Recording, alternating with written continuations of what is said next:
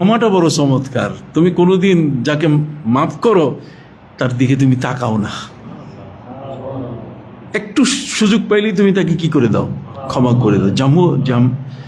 জামিলু আফুবিকা সুম্মা আন্নি মুসলিমুন। তুমি তো জানো যে আমি একজন মুসলমান, আমি মুসলমান হওয়ার কারণে তুমি আমাকে তোমার সেই সুন্দর ক্ষমা দিয়ে আমাকে তুমি মাফ করে দিতে পারো, আমি এই প্রত্যাশাটা তোমার পর্যন্ত পৌঁছাই দিতে পারি। সুবহানাল্লাহ বলেন। সম্মানিত সুধী, এই লোকটা, এই পাপী মানুষটার বালিশের নিচে তার এই কবিতাগুলা লেখা কাগজটা পাওয়া গেল। ইবনে আসাকির তিনি লিখেছেন, ইবনে আসাকির একজন বড় মাপের মুহাদ্দিস, তিনি লিখেছেন যে আমি স্বপ্নযোগে দেখলাম আবু নাসকে আমি জিজ্ঞেস করছি যে কিরে তুমি কেমন আছো খবরে, কই যে কবিতাটা লিখে আসছি আল্লাহর কাছে মাফ চাওয়ার, ওতে আল্লাহ আমাকে মাফ করে দিছে, আমি কবরে ভালো আছি। পাপের মহাসমুদ্রে হাবুডুবু খাওয়া মানুষটা, হিমালয় সম গুনাহের বোঝা বহনকারী মানুষটা, সেটাও কিন্তু আল্লাহর কাছে কি ক্ষমা পাচ্ছে, সেও কিন্তু আল্লাহর কাছে কি পাচ্ছে। তাহলে ক্ষমা পাইতে গেলে ক্ষমা কি চাইতে হবে। আপনি কি কথা বুঝতে পারছেন? হ্যাঁ, কোনো অসুবিধা ফিল করছেন? সম্মানিত সুধী, কত চমৎকার। এই জন্য আল্লাহ পাক রব্বুল আলামিন বলছেন আফালা ইয়াতুবুনা ইলাল্লাহি ওয়া ইস্তাগফিরুনাহু ওয়াল্লাহু গফুরুর রহিম। তুমি কেন তওবা করছো না? এখনো কেন অপেক্ষায় আছো? তুমি কিসের অপেক্ষায় আছো? আগামীকালকে তুমি হায়াত যদি না পাও, আগামী বছর যদি তোমার জীবন না থাকে, কেন তুমি তওবাতে বিলম্ব করছো? ওয়াস্তাগফিরুনা, মাফ চাইতে কেন দেরি করতেছো? তুমি কি জানো না আমি গফুর, আমি গাফফার, আর আমি রহমান, আমি কি রহিম। এই জন্য কবি বলেছেন হাম তো গুনহগার হ্যায় और तो गफ्फार है, हम तो गुनहगार है और तो गफ्फार है, हम भरे आइबों से तू सत्तार है, हम भरे आइबों से तू सत्तार है। কবিতার ভাষায় বলছেন যে তুমি তো গাফফার, আমি তো গুনাহগার। কথা বল না, हम तो गुनहगार है और तो गफ्फार है, আমি গুনাহগার আর তুমি কি গাফফার, তুমি ক্ষমাধর, ক্ষমাশীল। हम भरे आइबों से तू सत्तार है, আমি অসংখ্য গণিত গুনার ভিতরে আমি ডুবে আছি, কিন্তু তোমার একটা বৈশিষ্ট্য বড় চমৎকার, তোমার নামগুলো যদি না পাইতাম আমি, তুমি আল্লাহ যে কেমন এটা সহজে বোঝা কঠিন হইত। আল্লাহর কতগুলো নাম আছে, বড় চমৎকার, বিউটিফুল নাম। পবিত্র কোরআন মজিদে আল্লাহ পাক রব্বুল আলামিন বলেন ওয়ালিল্লাহিল আসমাউল হুসনা ফাদউহু বিহা। আল্লাহর অনেকগুলো সুন্দর সুন্দর বিউটিফুল নাম আছে। আল্লাহ নিজেই বলছেন যে এই নামগুলো কিন্তু বিউটিফুল। বিউটিফুল কেন? বিউটিফুল এ কারণে যে জাতি তুমি ইউজ করলে পরে তোমার লাভ হয় বেশি। এমনি উচ্চারণে তুমি মজা পাবে, এটা ঠিক, কিন্তু বড় মজা হলো তোমার স্বার্থে এটা খুব কাজ দিবে। কথা বল না, তোমার স্বার্থে আমার নামটা কি কাজ দেবে, আমার ডিজিগনেশন, আমি কি, আমার অবস্থানটা তুমি যদি জানতে পারো, তাহলে তুমি নিশ্চিত হবে যে না, তোমার বিপদ হবে না। এই জন্য আল্লাহ পাক রব্বুল আলামিন তার যতগুলো নাম আছে, ৯৯টা নাম, এই ৯৯টা নামের মধ্যে ৯৭টা নামই হচ্ছে আল্লাহ তাআলার দয়ার নাম, আর বাকি দুইটা নাম, কতক্ষণ, বাকি দুইটা নাম, একটা হলো জব্বার আর একটা হলো কাহ্হার। কতক্ষণ না, একটা হলো জব্বার আর একটা কি কাহ্হার। তো জব্বার আর কাহ্হার এই দুইটা নাম ছাড়া বাকি ৯৭টা নামই হচ্ছে শুধু দয়া আর মায়া। এতগুলো নাম দিয়ে তিনি শুধু সাপোর্টের কথা বলে দিয়েছেন যে তোমার অসুবিধা নাই, আমি তো আছি, আমি তো রহমান, আমি তো রহিম, আমি তো সাত্তার, আমি তো গাফফার, আমি তো গফুর। কথা বল না, সাহস যোগাইছেন তিনি আমাদেরকে। পাপের জগতে যে লোকটা সাঁতার কেটে কোন রকম কুল কিনারা পায় না, আর তাকে স্বয়ং আল্লাহ বলে দিচ্ছে ফাসাব্বিহ বিহামদি রাব্বিকা ওয়াস্তাগফির ইন্নাহু কানা তাওয়াবা। তুমি তাসবিহ পড়ো, তুমি আল্লাহ বলে ডাকো না আমাকে, তারপর দেখো কি হয়। আমাকে আল্লাহ বলে তুমি ডাকো, তারপরে তোমার হাতখানা তুমি পেতে দাও। কবিতার ভাষায় বলেন, কোই নেহি তেরে সওয়া ফরিয়াদ মেরা সুন লে, कोई नहीं तेरे सवा फरियाद मेरा सुन ले, भीग दो मुझको खुदा मैं भिखारी तेरे लिए। সুবহানাল্লাহ। তুমি ছাড়া আমার কেউ তো নাই, আমার কেউ নাই। যারা আশেপাশে ঘুরে এরা তো একজনও আমার কাছে থাকবে না। কবর দেশে পরকালে সব আমার থেকে দূরে চলে যাবে। স্ত্রী বলবে ইয়াউমা ইয়াফিরুল মারউ মিন আখি ওয়া উম্মিহি ওয়া আবিহি ওয়া সাহিবাতিহি ওয়া বানি, সব ভেঙে যাবে। যার জন্য আমি বাড়ি করেছি, যার জন্য আমি ডিপোজিট করেছি, কথা বল না, যার সবগুলো কেউ বলবো না চিনি না ওনারে, ওনাকে চিনি না। একটা কথাই যদি বলে দেয় তাহলে আপনি কেমনি চিনাবেন? কিয়ামতের ময়দানে চিনাচিনির পালা হয় যদি, তাহলে বিপদ না? পবিত্র কোরআনের একটা আয়াত খুব মনে রাখতে হবে। পবিত্র কোরআন মজিদ আল্লাহ পাক রব্বুল আলামিন বলেন, আল আখিল্লাউ ইয়াওমাইদিন বা'দুহুম লিবা'দিন আদুউন ইল্লাল মুত্তাকিন। আল্লাহ বলেন, যাকে তুমি বন্ধু মনে করে তার পিছনে পিছনে ঘুরছো, আল আখিল্লাউ ইয়াওমাইদিন, কিয়ামত দিবসে বন্ধুরা একজন আরেকজনের দুশ্মন হয়ে যাবে। খেলার মাঠের বন্ধুরা কতক্ষণ একসাথে, চাকুরিজীবী, সহপাঠী, সহকর্মী, যত বন্ধু আছে, এই সব বন্ধু কিয়ামতের ময়দানে একজন আরেকজনের শত্রু হয়ে যাবে। এটা আল্লাহ বলছেন। আল আখিল্লা, আখিল্লা মানে বন্ধু। খালিল, খালিলের বহুবচন হচ্ছে আখিল্লা। আল আখিল্লাউ ইয়াওমাইদিন বা'দুহুম লিবা'দিন আদুউন ইল্লাল মুত্তাকিন। যারা ঈমানদার, মুত্তাকি, আপনারা যারা আছেন পৃথিবীতে যারা ঈমানদার, এরা কিয়ামতের ময়দানে কখনো বিশ্বাসঘাতক হবে না। কিয়ামতের ময়দানে সবগুলো একে অপরের বন্ধু হয়ে থাকবে। কিন্তু যারা নামাজ পড়েন নাই, রোজা করেন নাই, তাদের সাথে আপনার খাতির, এরা কিয়ামতে আপনার 12টা বাজাই দিবে। এরা আপনার কাছে গেলেই কি তুমি এখানে আসছো কেন, তোমার চিনি না। কিন্তু এক মসজিদে নামাজ পড়ছি, কিয়ামতে দেখা হলো, ও আপনি তো ওই মসজিদে দেখা হইছে না। তখন একজন আরেকজনের মধ্যে বন্ধুত্বের আদান প্রদান হবে। আল আখিল্লাউ ইয়াওমাইদিন বা'দুহুম লিবা'দিন আদু, দুশ্মন হয়ে যাবে। এই জন্য পবিত্র কোরআন মজিদে অন্য একটা আয়াতের মধ্যে আল্লাহ পাক রব্বুল আলামিন বলে দিলেন, وَيَوْمَ يَعَضُّ الظَّالِمُ عَلَى يَدَيْهِ يَقُولُ يَا لَيْتَنِي اتَّخَذْتُ مَعَ الرَّسُولِ سَبِيلًا يَا وَيْلَتَى لَيْتَنِي لَمْ أَتَّخِذْ فُلَانًا خَلِيلًا لقد أضلني عن الذكر بعد إذ جاءني وكان الشيطان للإنسان خذولا। সুবহানাল্লাহ বলেন। আপনি অর্থ শুনেন, অর্থ শুনলেই বুঝবেন যে কি আছে এর ভিতরে। পবিত্র কোরআন মজিদে আল্লাহ তাআলা বলছেন, কিয়ামতের ময়দানে মানুষ যখন শক খায়, মানুষ যখন কারো কাছ থেকে হিট পায়, আঘাত পায়, কতক্ষণ না, কারো কথায়, কর্কশ কথায়, কারো আচার আচরণ ব্যবহারে যখন কোনো মানুষ কি পায়, কষ্ট পায়। এই কষ্টটা বিভিন্ন খান থেকে আসতে পারে, সন্তান থেকে আসতে পারে, স্ত্রী থেকে আসতে পারে, এটা পার্শ্ববর্তী প্রতিবেশী থেকে আসতে পারে, ভাই ব্রাদার, আত্মীয় স্বজন থেকে কি আসতে পারে। আপনি তার অনেক উপকার করেছেন, কিন্তু সে আপনাকে এত কষ্ট দিয়েছে যে কষ্টটাতে আপনি এমন একটা অবস্থা, যে অবস্থায় আপনি এখন কোনো দিশা না পাইয়া হাতের আঙ্গুল কাটা শুরু করছেন। আছে না, বেশি কষ্ট পাইলে মানুষ কি খায়, হাত আঙ্গুল কেটে।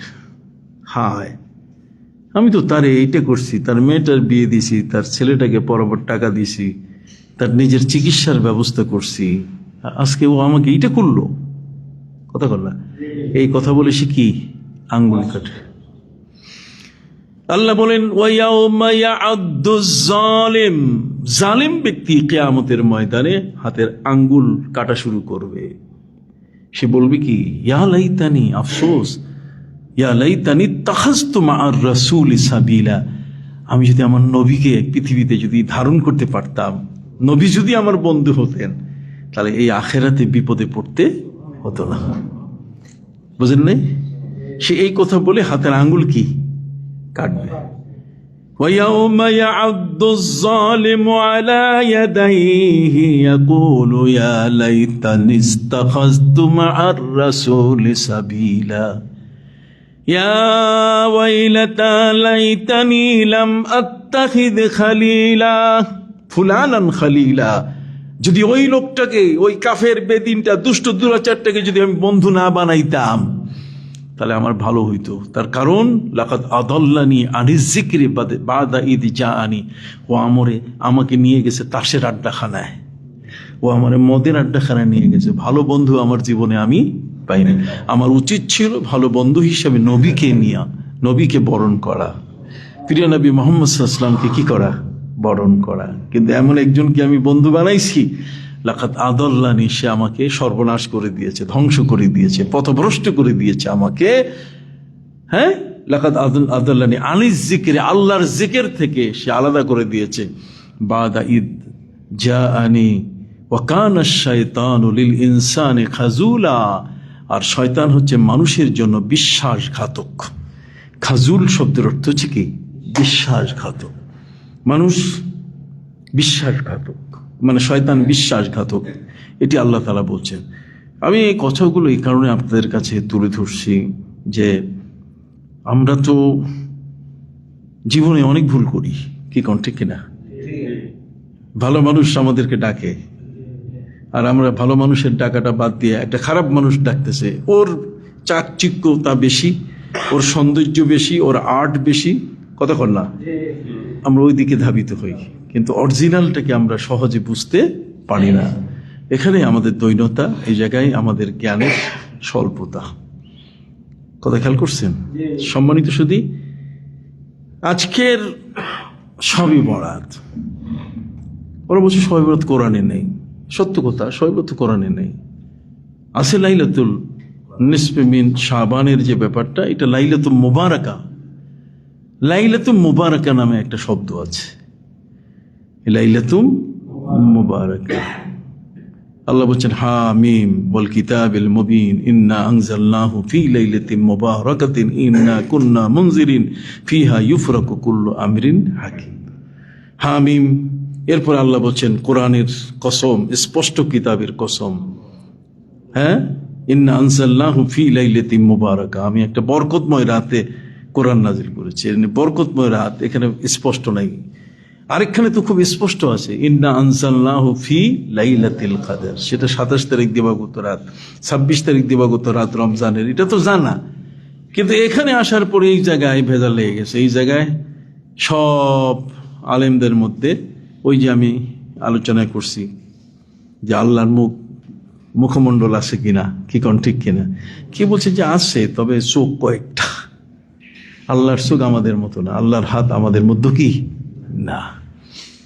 মানুষের জ্ঞানের সীমাবদ্ধতা, মানুষ যখন কোনো এমন বিষয়ে গবেষণা করে যে বিষয়ের কোনো রকমভাবে তার কাছে রেফারেন্স নাই, এমন একটা জায়গায় সে গবেষণা করছে যেটাতে তার কাছে কি কোনো রেফারেন্স না থাকলে সেখানে সে নিশ্চিত কোনো ভুল কিছু তার থেকে বের হতে পারে।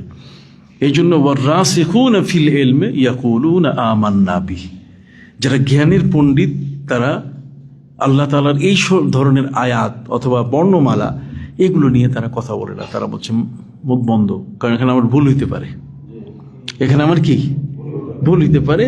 ইয়াকুলুনা আমান্না বিহি, বরং আমি ঈমান আনলাম, মেনে নিলাম, বাস মেনে নেওয়াটাই আমার দায়িত্ব, কিন্তু এটা নিয়ে বিশ্লেষণ যখন আমি করতে যাব তখনই দেখা যাবে যে আমার ভুলটা এমন ভুল হবে যে ভুলটা আমি সামাল দিতে পারবো না।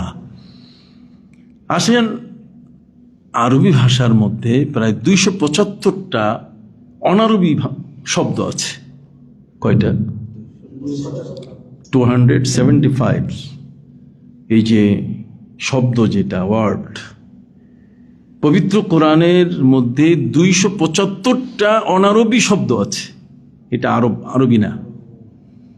তা অনারবি শব্দটা কোরআনে আছে। তো অনারবি শব্দকে তো কোরআন অনার করছে। কোরআন কি না না না অনার করছে মানে আমি বোঝাতে চাচ্ছি যে অনারবি শব্দটাকে কোরআন গ্রহণ করেছে। কোরআনের ভিতরে অনারবি শব্দ চলে আসছে। কি কি অনারবি শব্দ আমি কয়েকটা বলি, যেমন সুন্দুস, ইস্তিবরাক, মিশকাত, যেমন দিজা, এই কতগুলো শব্দ আছে। এই ধরনের শব্দ প্রায় 275টা। এই 275টি শব্দ এটা কিন্তু অ্যারাবিয়ান শব্দ না, এটা হচ্ছে নন অ্যারাবিয়ান। আমাদের যেমন বাংলা ভাষার শব্দ, ঠিক অনুরূপভাবে ওই 275টা এটা হচ্ছে মানে আরবি শব্দ না। এখন সমস্যা হয়ে গেছে কোথায়? সমস্যাটা এই জায়গায়, আল্লাহ বলছেন ইন্না আনজালনাহু কুরআনান আরাবিয়া, আমি কোরআন নাজিল করছি আরবি ভাষায়। তাহলে আরবি ভাষায় অনারবি ভাষা যদি ঢুকে, তাহলে এখানে আল্লাহর বাণী যেটা, এটা 100 তো থাকলো না। কতক্ষণ না আল্লাহ বলছেন আমি কোরআন নাজিল করছি কি ভাষায়? তাহলে আরবি ভাষায় নাজিল করছে, তা আরবি তো হবে cover to cover, beginning to end. হ্যাঁ, একটা মলাট থেকে আরেকটা মলাট, সূরা ফাতিহা থেকে সূরা নাস পর্যন্ত পুরোটা কি হবে? আরবি হবে। তাহলে আরবি যদি হয়, তাহলে 275টা বর্ণ অনারবি ঢুকে পড়েছে কোরআনে। এখন পুরোটাকে তো আরবি বলা যায় না। এই জন্য ওলামা ইকরাম, জমহুর অর্থাৎ অধিকাংশ আলেমরা এর উত্তর দিছে যে আসলে এই শব্দগুলো যেগুলো 275টার ভিতরে ঢুকছে সেগুলো আরবি ছিল প্রাচীনকালে, কিন্তু আরবি ভাষা থেকে বিভিন্ন ভাষায় যাওয়ার কারণে ওটা মনে হচ্ছিল অনারবি ভাষা, কিন্তু আসলে ওই শব্দগুলোও কি আরবি শব্দ। কি সমাধানটা সুন্দর হলো না? অনেক শব্দ আছে যে শব্দগুলো আমাদের থেকে কি হারিয়ে যায়, হারিয়ে যাওয়ার পরে ওই শব্দটা আর ভাষার মধ্যে থাকে না, ওই শব্দটা আরেকটা ভাষার অংশ হিসাবে তারা সেটাকে ব্যবহার করছে। অতএব কোরআন এই হারিয়ে যাওয়া 275টা শব্দকে নিজের কাছে ফিরে আনতে পারছে। কথা বুঝতে পারছেন?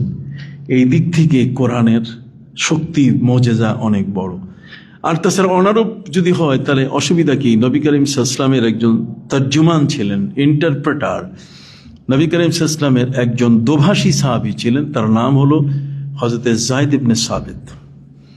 যায়েদ ইবনে সাবিত তিনি বলছেন, আমারানি রাসূলুল্লাহ সাল্লাল্লাহু আলাইহি ওয়াসাল্লাম আন আতাআল্লামা বিল আবারিয়া ওয়াল ফারিসিয়া ওয়ার রুমিয়া। হযরত যায়েদ ইবনে সাবিত রাদিয়াল্লাহু তাআলা তিনি বলছেন যে নবী করিম সাল্লাল্লাহু আলাইহি ওয়াসাল্লাম আমাকে নির্দেশ দিয়েছেন আমি যেন ইব্রানি ভাষা, কতক্ষণ না হিব্রু আমি হিব্রু ভাষা, ফার্সি ভাষা এবং রোমান ভাষা যেন আমি শিক্ষা গ্রহণ করি। তার কারণ হচ্ছে যে ওই সমস্ত খ্রিস্টানরা মুসলমানদের কাছে চিঠি লিখতেছে, কিন্তু সেই চিঠি যদি মুসলমান বুঝতে না পারে, কতক্ষণ না মুসলমানরা যদি তার অর্থ বুঝতে না পারে, তাহলে তো তারা বলবে যে আমাদের ভাষা বুঝতেছে না। এই জন্য নবী করিম সাল্লাল্লাহু আলাইহি ওয়াসাল্লাম তিনি নির্দেশ দিয়েছেন, উনি বলছেন আমাকে নবীজি নির্দেশ দিয়েছেন যে আমি যেন হিব্রু ভাষা, আমি যেন ফার্সি ভাষা এবং আমি কি রোমান ভাষা যেন শিখি। তো ফলে উনি এই 3 ভাষায় পণ্ডিত ছিলেন। উনি নিজে বলেছেন যে এই 3 ভাষা শেখার কারণে নবী করিম সাল্লাল্লাহু আলাইহি ওয়াসাল্লাম আমাদেরকে একটা কথা বলছেন। কয় সেটা কি?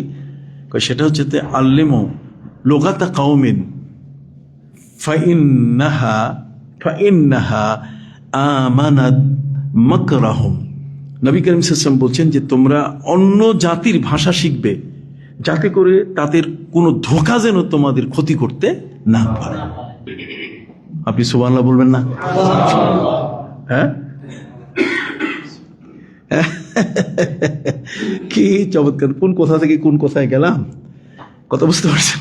উনি বলছেন যে এটা এমন একটা বিষয় যে এটাতে ওদের মাকার, হ্যাঁ ওদের কোনো ধোকা, তোমরা যেন ক্ষতিগ্রস্ত না হও ধোকায়। তোমরা যদি বুঝতে পারো যে এই ভাষা দিয়ে কৌশল করে তারা কি দিয়েছে, ধোকা দিয়েছে, তাহলে বোঝা গেল যে বিদেশি ভাষায় কথা বলা কি আছে, জায়েজ আছে। তো জায়েজ হলে তো সবে বরাত বলা জায়েজ হবে না কেন? যদিও সব শব্দটা ফার্সি শব্দ আর বরাত শব্দটা আরবি, তা আরবি আর ফার্সি দুইটাই মিলে একটা ভাষার একটা অংশ হয়ে গেছে। এটাকে আপনি কেন বলবেন যে এটা নাই, সবে বরাত নাই? আছে তো, সবে বরাত শব্দটাই তো বোঝাচ্ছে যে ভাগ্য রজনী। তাহলে ভাগ্য রজনী যদি হয় তাহলে এটা অনারবি ভাষা ব্যবহার করতে দাও। কোরআন যেখানে ব্যবহার করছে সেখানে আমি ব্যবহার করতে বাধা কোথায়? এই জন্য আমরা নামাজ বলি, এই জন্য আমরা কি বলি, রোজা বলি, কতক্ষণ। এই জন্য আমরা কি বলি, নামাজ বলি, এই জন্য আমরা রোজা বলি। কথা বুঝতে পারছেন? আমার এই বক্তব্যটা গোটা পৃথিবীর মানুষের কাছে যাওয়া উচিত। কথা বুঝতেছেন? যারা আজকে এই শবে বরাতকে নিয়ে যারা বলছে তারা কত পিছিয়ে পড়ে আছে জ্ঞানের, কতক্ষণ জ্ঞানের জগতে তারা কত পিছিয়ে পড়ে আছে যে শব্দটাকে কেন্দ্র করে একটা ইবাদতকে মাইনাস করে দিচ্ছে। কতক্ষণ যে আজকে রাতে কোনো ইবাদত নাই, এটা বেদাত, অমুক তমুক এই শব্দ। এই যে তাদের যে